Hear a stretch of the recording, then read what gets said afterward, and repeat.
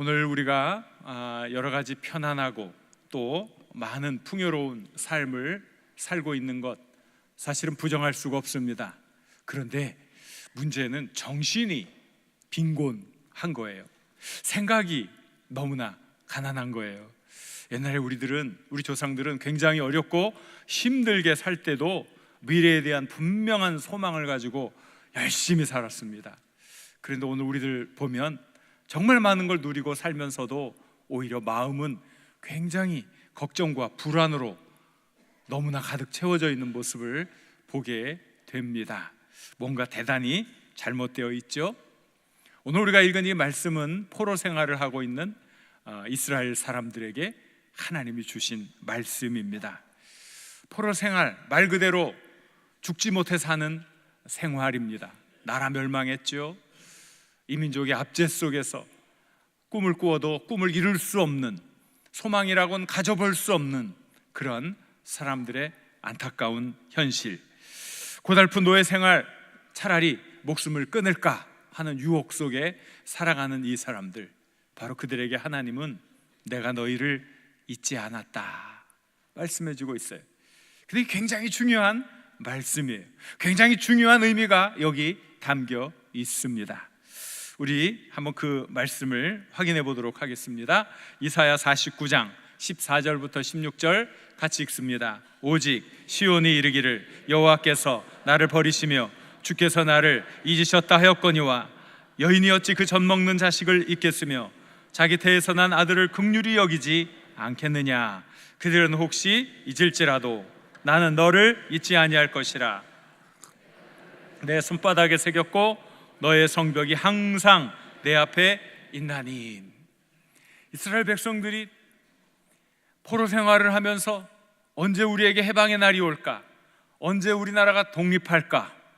그런데 자꾸 시간이 지나는 거예요. 시간이 지날수록 소망은 점점 줄어들고, 소망이 줄어든 그 자리에 절망이 점점 차지하게 되는 법이지요.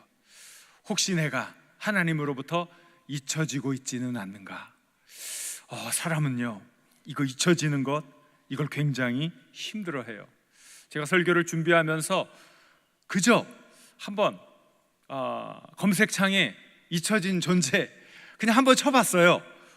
뭐 도대체 이게 무슨 결과가 나올까? 그런데 엄청나게 많은 글들이 거기 있는 거예요. 그게 다 뭐냐면 사람들은 자신이 잊혀지는 것을 굉장히 두렵게 생각하는 거죠. 그래서 자신들이 잊혀지지 않기 위해서 무엇인가 일을 자꾸 만들어가는 모습을 보게 되었어요. 잊혀진다는 건 두려움이지요. 잊혀진다는 것은 절망을 줄 수 있는 일이지요. 두 사람이 아프리카의 오지를 탐험하게 되었습니다. 그런데 정말 어려운 일을 겪게 되고, 탐험 중에 사고로 통신 장비가 다 고장이 나고, 그리고 길을 잃었습니다. 밀림 속에서 도대체 우리가 어디에 있는지, 어디로 가야 할지 모르는 그 절박한 상황이었습니다. 또 설상가상이라고 두 사람 중에 한 사람이 그만 넘어져 다리가 부러지고 말았습니다. 한 걸음도 걸을 수 없는 절박한 상황이었습니다. 아프리카의 밀림, 맹수들이 득실거리고 또 어떻게 탈출해야 될지 모르는 그 위험한 상황 속에 놓인 두 사람. 그 중에 건강한 한 사람이 말을 합니다. 이곳에 우리가 같이 있으면 둘이 다 죽을 터이니 내가 어쨌든 이 밀림을 빠져나가 사람들에게 연락해서 구조대를 데리고 돌아올게. 이렇게 약속을 하고 건강한 사람이 다친 사람을 두고 떠났습니다. 하루가 지났습니다. 이틀이 지났습니다. 아무런 소식이 없습니다. 다리가 부러져 꼼짝없이 앉아 있어야만 하는 이 사람에게 하루가 일각이 여삼추. 너무나 안타까운 마음이 있는 거예요. 마음속에 불안이 생깁니다. 혹시 이 친구가 나를 잊은 건 아닌가? 혹시 이 친구가 나를 구해야 된다는 사실을 잊은 건 아닌가? 혹시 이 친구가 내가 있는 이 자리, 이 장소를 잊은 건 아닌가? 잊혀진 존재가 된다는 것은 죽을 수 있는 가능성이 커진다 하는 것이기 때문에 이 사람에게는 너무나 절박한 문제였다는 거지요. 이스라엘 백성이 참기 어려웠던 것도 바로 이 점이었습니다. 우리가 비록 잠깐 멸망당해서 다른 나라에 침입을 받을지라도 하나님이 우리를 기억해 주시고 잊지 않고 있다면 언젠가 하나님의 섭리 속에 우리를 회복시켜 줄 것이다. 그런데 하나님이 우리를 잊었다면, 하나님이 우리를 기억하지 않는다면, 하나님의 기억 속에 우리 존재가 하나도 남아있지 않는다면 그러면 어떻게 되는가? 이러한 것이 그들을 내리누르고 있었어요. 당장 포로 생활하고 당장 노역에 시달리는 그들도 고통스럽겠지만 정신적으로 하나님이 우리를 잊었다면, 하나님이 우리를 잊었다면 우리의 미래는 없어지는 것 아닌가 하는 그 마음 때문에 그들은 너무나 마음을 졸이면서 실망하고 있었던 거예요. 바로 이때 하나님이 그들에게 주신 말씀, 내가 어찌 너희를 잊겠느냐. 여인이 자기를 낳은 자식을 어떻게 잊을 수 있겠느냐. 혹시 어머니가 자기 자녀를 잊는 일이 있다 할지라도 나는 너희를 잊지 않겠다. 이게 하나님의 말씀이에요. 그리고 하나님께서 뭐라고 얘기해 주시냐면 너희를 내 손바닥에 새겼다 그랬어요. 우리 한 사람 한 사람을 하나님이 하나님의 손바닥에 새겼다는 거예요. 잊지 않으려고. 이게 얼마나 귀한 일입니까? 내가 그 누군가에게 5년이 지나고 10년이 지나도 잊혀지지 않는 사람, 은혜를 베풀어 준 사람으로 기억해 주면 내가 얼마나 감사하고 얼마나 기쁩니까? 뜻밖의 선물을 받은 것 같지 않습니까? 그런데 다른 분이 아니고 전능자이신 하나님이 우리를 잊지 않겠다 말씀해 주셨어요. 그리고 내가 너희를 내 손바닥에 새겨놓으라 말씀해 주셨어요. 저는 이 글을 읽으면서 하나님의 손도장이라는 생각이 들었어요. 손도장, 우리 종종 손도장을 찍지요. 도장을 안 가져갔을 때 도장 없으면 뭘 찍으라 그래요? 지장인을 찍으라고 그러죠. 지장이 뭐예요? 손도장 아니겠습니까? 그걸 찍었다는 것은 내가 이 일에 약속을 했습니다. 이 일을 내가 보증하겠습니다. 이 계약을 통해 이루어지는 모든 일에 대해 내가 책임을 지겠습니다 하는 뜻 아니겠어요? 하나님이 어렵고 힘든 상황 속에 있는 우리들을 그렇게 기억해 주시고 하나님의 손도장처럼 보증해 주시겠다. 이게 얼마나 큰 위로가 됩니까? 하나님의 그 사랑, 하나님의 그 은혜, 그것이 우리 한 사람 한 사람에 임하고 있다는 사실, 여러분 절대로 잊지 마시기 바랍니다.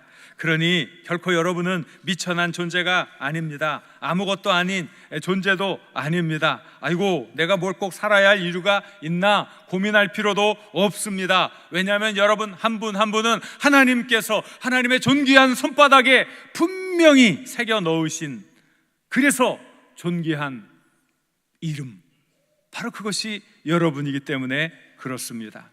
한시도 하나님의 생각에서 떠나 있지 않는 여러분, 한시도 하나님의 사랑과 관심에서 떠날 수 없는 여러분, 바로 여러분이 하나님의 사랑의 대상이라는 사실을 기억할 수 있기를 바랍니다. 그러니 누가 뭐라고 해도 나는 존귀한 존재입니다. 따라해 보세요. 나는 존귀한 존재입니다. 여러분은 정말 존귀한 존재예요. 하나님의 손바닥에 새겨진 존재. 팔이 하나 없을 수 있어요. 다리 두 개가 다 없을 수 있어요. 또 앞이 보이지 않을 수도 있어요.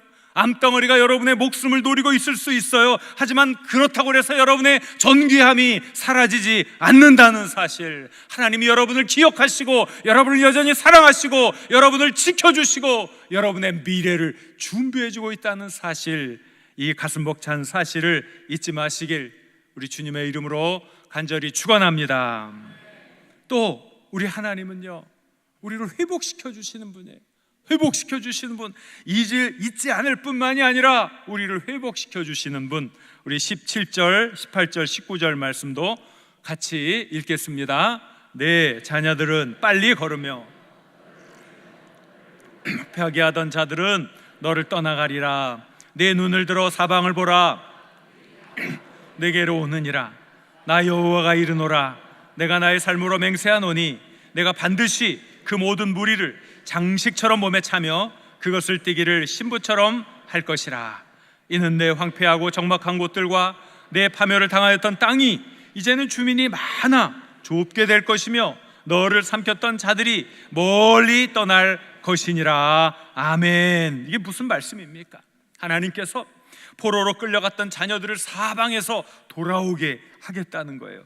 이스라엘을 멸망시킨 자들을 다 물리쳐 주셔서 해방의 감격과 기쁨으로 충만하게 해주시겠다고 하나님이 말씀해 주셨어요.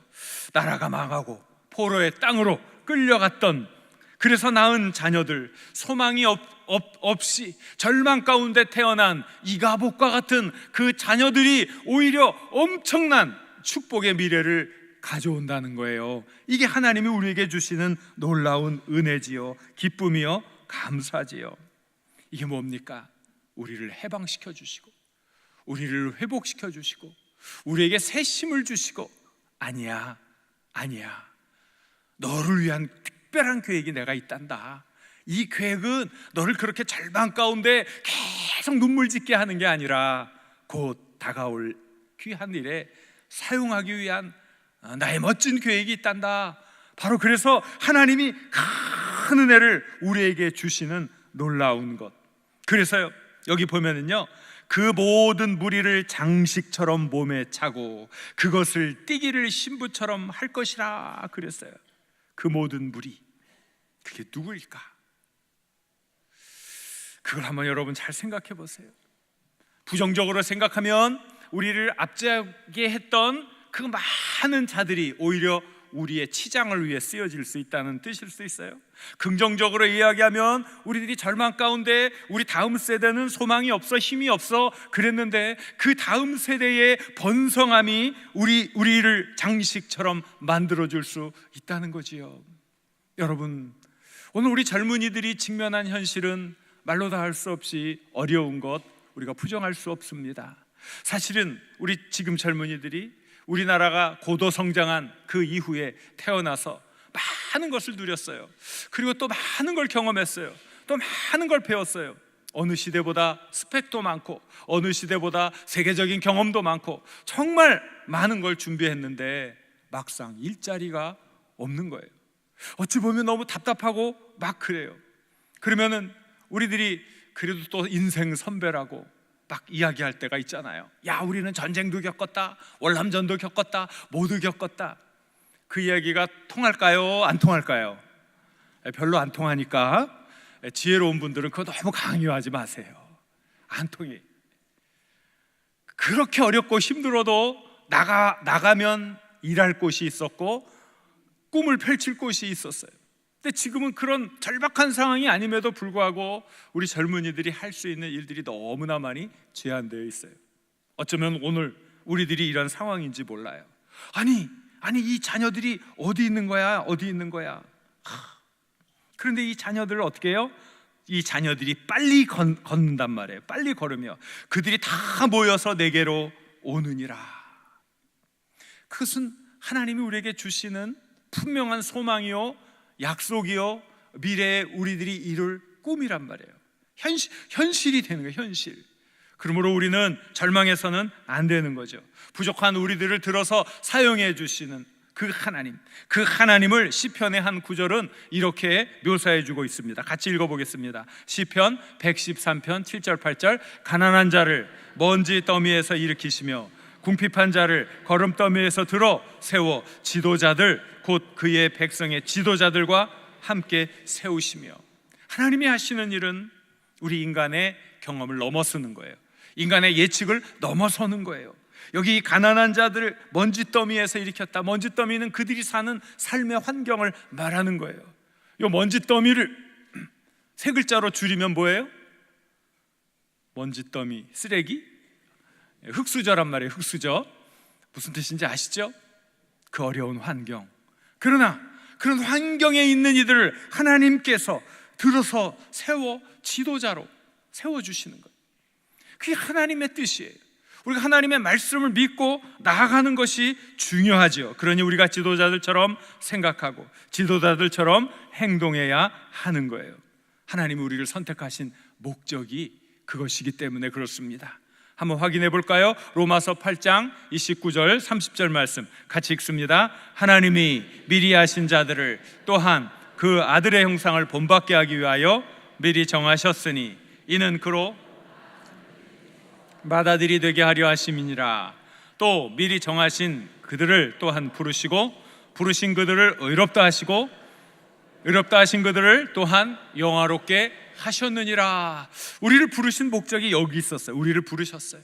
왜? 의롭게 하시려고. 왜 의롭게 하셨어요? 그 다음에는 우리를 영광스럽게 하려고 하나님이 우리를 불러주셨습니다. 그러니 우리들이 이 어렵고 힘든 상황 속에서도 이 상황에 질식할 것이 아니라 오히려 이 소망이 있는 하나님의 말씀을 붙들고 미래를 향해 나아가야 할 줄로 믿습니다. 우리 젊은이들을 위해 기도해 주시기 바랍니다. 우리는 여전히 당신들을 신뢰하고 믿고 당신들이 우리의 미래임을 알기에 당신에게 우리의 미래를 걸고 있습니다. 하나님이 주신 이 소망의 말씀은 인간의 현실을 넘어서는 능력의 말씀이니 이 말씀을 통해 위로를 얻고 힘을 얻어 힘차게 미래를 개척해 나가십시오. 우리는 계속 격려하고 또 격려하고 위로하고 그리고 기도해 주어야 할 것입니다. 우리를 회복시켜 주시는 하나님, 이 하나님을 우리가 먼저 만나고 이 하나님의 은혜를 우리가 먼저 체험해야 할 줄로 믿습니다. 사랑하는 여러분, 절대로 의기소침하지 마시길 바랍니다. 당당하시길 바랍니다. 뭐 하시라고요? 당당하시라고 하나님이 주신 이 놀라운 은혜의 말씀, 약속의 말씀을 붙들고 당당하게 살아가시길 우리 주님의 이름으로 간절히 축원합니다. 또 우리 하나님은 우리를 번성케 하시는 분이에요. 번성케 하시는 분. 20절 21절 말씀을 같이 읽겠습니다. 자식을 잃었을 때에 낳은 자녀가 후일에 내 귀에 말하기를 이곳이 내게 좁으니 넓혀서 내가 거주하게 하라 하리니 그때에 내가 내 마음에 이르기를 누가 나를 위하여 아들을 낳았는고 나는 자녀를 잃고 외로워졌으며 사로잡혀 유리하였거늘 이들을 누가 양육하였는고 나는 홀로 남았거늘 이들은 어디서 생겼는고 하리라. 이 말씀이 뭐예요? 포로로 끌려가서 낳은 아이들도 많이 낳지 못해서 힘들고 고통스러웠는데 또 어렵고 힘든 상황 속에 낳았는데 또 빼앗겼어요. 잃어버린 자녀를 잃어버렸다는 것은 다음 세대의 소망이 끊겼다는 뜻 아닙니까? 다 소망이 끊겼다고 생각했는데 아니 어디서 이 자녀들이 몰려오는지, 아니 이 자녀들을 누가 이렇게 멋지게 아름답게 이렇게 양육을 했는지, 정말 이 놀라운 이 은혜 아래 그만 깜짝 놀라는 거예요. 아니 나는 혼자 이렇게 남았었는데 누가 이를 양육했습니까? 아이들이 어디서 생겼습니까? 하고 감탄하는 거예요. 감탄. 이게 하나님이 우리에게 이루어 주실 놀라운 일인 거죠. 아무런 희망이 없는, 그래서 먹을 것도 없고 교육 환경도 나쁘고 절망밖에는 물려줄 것이 없는 상황에서 태어난 자녀들, 그 자녀들이 이렇게 멋진 일을 하는 거예요. 우리가 지금 거하는 이곳이요 너무 좋습니다. 우리가 이제는 이 거주지를 넓혀야겠습니다. 신도시가 막 그냥 생기는 거예요. 신도시. 놀라운 일 아닙니까? 제가 전에 양평에 있었잖아요. 장신대에 강의하려면은 이렇게 쭉 와야 되는데 하남을 지나다녔어요. 제가 하남을. 거기 막 이렇게 농사 짓고 막 그랬어요. 그래서 여기서 내가 살면 참 좋겠구나 그런 생각을 했는데 와, 이제는 가보면요 천지개벽을 했습니다. 엄청나게 높은 아파트들이 들어섰는데요, 아파트 값도 보통 비싼 게 아니래요. 이건 달리 보면 은혜요 축복이지요. 우리 자녀들이 이렇게 새로운 도시들을 건설하면서 살아간다는 꿈이, 그 비전이 여기 담겨 있는 거예요. 이게 하나님이 우리에게 주시는 소망이죠. 그러니까 우리가 이 하나님을 믿는 자들은 언제나 절대적 소망, 그 마음에 품고 살아가는 겁니다. 그러니까 이런 것을, 미래를 꿈꾸는 것이지요. 미래의 복을 상상하고 준비하는 거예요. 그래서 우리들이 세상 사람들을 깜짝 놀라게 해줘야 돼요. 이 절대적인 하나님의 말씀을 믿고 사는 우리들이 당연히 그 말씀대로 살면 세상 사람들이 깜짝 놀랄 수밖에 없는 것 아닙니까? 그런데 부끄럽게도 하나님을 알지 못하는 사람들이 가끔 우리를 깜짝 놀라게 해요. 부끄러운 일 아닙니까? 예. 그런 예를 하나 들어볼까요? 현대그룹을 일으킨 정주영 회장 이야기, 워낙 이야기가 많잖아요. 현대건설, 우리 교회 이 본당이 굉장히 기가 막히게 지은 건물인데 어떤 건설에서 지었는지 혹시 아시나요? 정답을 제가 다 얘기해 줬잖아요. 현대건설이라고. 예, 현대건설. 이 정주영 회장이 이제 옛날에 아주 꽤 오래된 일이죠. 중동에 건설 붐이 일어서 초창기에 갈 때는 누가 가서 그걸 하려고 그랬어요. 박정희 전 대통령이 이제 물어봤다는 거죠. 아니 그런 그 사막 같은 데서 그 중동 낮에 열기가 50도가 되는 그런 곳에서 어떻게 건축을 하겠다는 겁니까? 그렇게 물었대요. 그랬더니 정 회장이 뭐라고 대답을 했냐면, 아이고 중동은요 이 세상에서 건설 공사하기가 가장 좋은 곳입니다. 그러는 거예요. 그러면서 설명을 하는 거예요. 1년 내내 비가 오지 않아서 공치는 날이 하루도 없습니다. 자갈과 모래가 그냥 깔려 있기 때문에 건축 재료를 조달하는데 너무 쉽습니다. 낮에는 물론 50도나 되는 열사의 사막이지만 일교차가 심하니까 시원한 밤에 공사하면 그것도 문제 없을 겁니다. 사람들이 생각하지도 못했던 이 발상의 전환이라고 할까요? 그런 일 아닙니까? 어쨌든 오늘 우리가 누리는 이런 번영은 이런 선구자들의 기발한 발상과 피땀 흘리는 노력 가운데 이루어진 사실을 우리가 기억할 필요가 있어요. 사실 이런 이야기를 들으면 부끄럽지요. 왜 부끄러워요? 우리는 절대적인 능력의 말씀, 하나님의 말씀을 다 배우고 있는 사람이 그냥 말씀 듣고 순종하고 하기만 하면 되는데, 아니 왜 그렇게 큰 꿈을 꾸십니까? 아이고 꿈 깨세요. 이런 거에 짓눌려가지고 마땅히 해야 할 일도 하지 못하면서 뒤처져 살아간단 말이죠. 얼마나 안타까운 일입니까? 우리 스스로가 얼마나 한심한 일입니까?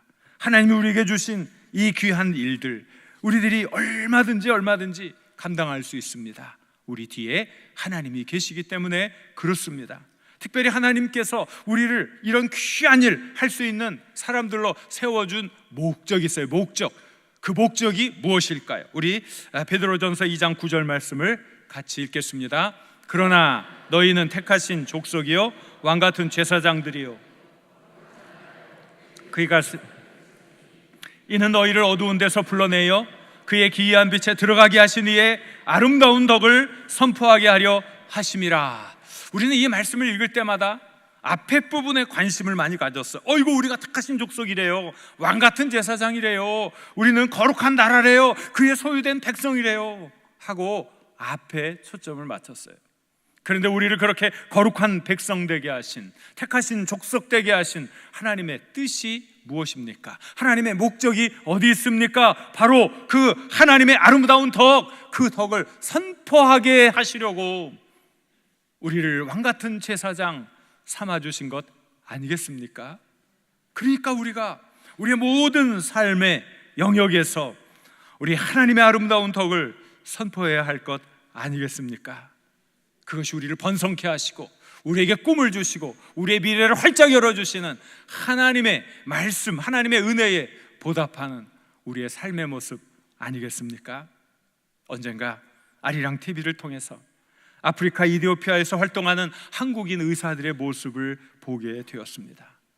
너무나 열악한 환경 가운데 살아가는 사람들, 자그마한 상처, 그거 조그만한 것 하나만 발라주면 다 나을 것을 약이 없고 음식이 부족해서 그것이 큰 병이 돼서 결국은 다리 하나를 잘라내야 되고, 이런 비참한 삶의 환경 속에서 살아가는 사람들이 그냥 널려 있는 거예요.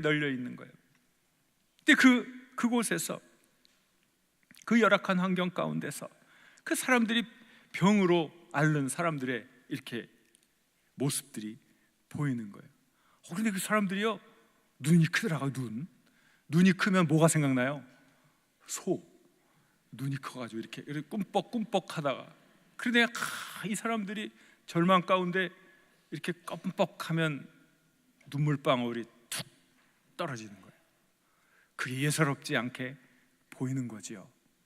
얼마나 고통스럽고 힘들면 그런 눈물을 흘릴까 하는데, 어떤 한 아주머니가요, 여기에 이 턱에 큰 혹, 이 머리만한 혹이 목에 걸려 있었어요. 근데 이걸 과연 제거할 수 있을까? 근데 한국 의료진이요, 기적같이 이 머리만한 이 혹을 제거하는 수술에 성공을 합니다. 회복을 하고 자축하는 파티를 열어서 그 병원에 있는 모든 환자들과 함께 기쁨 가운데 막 노래하고 막 하는데, 이 절정에 이르면 막 너무너무 기쁠 거 아니에요. 막 노래하고 이 기쁨이 절정에 이르는데, 그 다음에는 노래가 나오지 않고 사람들이 다 눈물을 흘리며 흐느껴 오는 거예요. 너무 감사하고 너무 기쁘니까 막 눈물을 흘리는데, 저도 그냥 얼마나 그게 진하게 다가오는지 보고 있는 저도 눈물이 막 나오더라고요. 마음속에 진한 감동이 오면서, 저거구나, 저거. 우리가 살아야 할 이유, 내가 살아야 할 이유가 바로 저것이었구나. 내 번영을 위해서, 내가 잘 살기 위해서가 아니라 나의 사랑을 나누어 주어 정말 기뻐하고 감격하는 그 작은 사랑의 행위에도 감사하고 기뻐하는 그 사람들의 모습을 보는 것, 이것이 나를 위해 십자가에 달리신 예수님, 그 예수님의 사랑에 조금이라도 보답하고 하나님의 아름다운 덕을 선전하는 일구나 하는 생각을 갖게 되었어요. 사랑하는 여러분, 우리가 받은 은혜가 얼마나 큽니까? 우리가 누리고 있는 복이 얼마나 큽니까? 하나님 우리를 한 사람 한 사람 잊지 않으시겠다고 하나님의 손바닥에 새겨 주셨어요. 너무나 존귀한 존재이지요. 이제 우리가 그 큰 사랑을 입었으니 이제 하나님의 덕을 선전하는 일을 해야 되지 않겠습니까? 먼저는 우리 사랑하는 가족들 안에 귀한 사랑을 나누어 주시고, 우리 교우들에게 또 역시 이 귀한 사랑을 나누어 주고, 이 세상 많은 사람들에게 아름다운 사랑을 나누어 주시길 우리 주님의 이름으로 간절히 축원합니다. 기도하겠습니다. 사랑의 하나님, 부족한 우리들을 잊지 아니하시고 하나님 손바닥에 새겨주시니 고맙고 감사합니다. 이제 무엇을 우리가 걱정하겠습니까? 무엇을 염려할 필요가 있겠습니까? 하나님께서 우리를 회복시켜 주시고 번성하게 해주실 것을 믿기에 말씀을 믿고 나아갑니다. 하나님, 순간순간 당당하고 멋있게 자신 있게 살아가는 저희들 되게 하여 주옵소서. 하나님의 영광을 드러내며 우리 하나님의 아름다운 덕을 선포하는 삶 살게 하옵소서. 예수님의 이름으로 기도드립니다. 아멘.